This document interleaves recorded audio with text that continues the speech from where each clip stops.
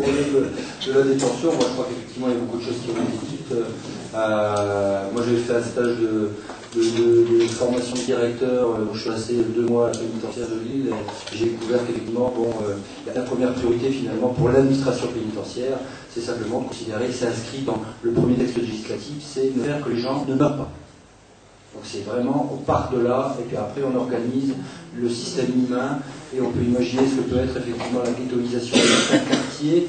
Et bien on a effectivement une idée de ce que doit être l'adaptation des gens à peu près normaux quand ils arrivent en prison, c'est-à-dire une loi de la survie. Et j'y vais depuis des années, on y va depuis des années. Paradoxalement, moi l'expression qui me vient, c'est quand on va en prison, alors je suis toujours sorti, finalement je crois que c'est avec la honnêteté ce que vous dites, c'est juste, on n'a jamais franchi le cap d'aller en cellule, mais après 10 ans de pratique régulière de visite de gens en prison, c'est s'ils peuvent éviter de nous interpeller pour qu'on y aille, on en sort aussi mieux. C'est-à-dire que le paradoxe, c'est que même en y restant pas très longtemps, on en sort déstabilisé, qu'il y a une violence inouïe entre les personnels pénitentiaires. Je pense qu'effectivement, c'est des gens qui n'ont pas choisi de faire ce métier, qu'en général, il y a un taux d'alcoolisation massif.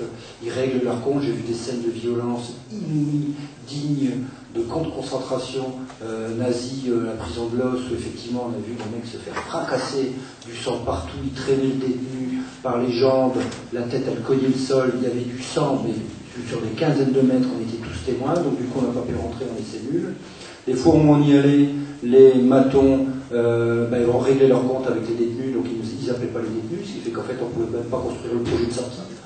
Et que, paradoxalement, ce que vous dites, une cellule avec une personne, c'est effectivement ce qui se passe à ce lieu-là, c'est maximum, vous augmentez le taux de suicide.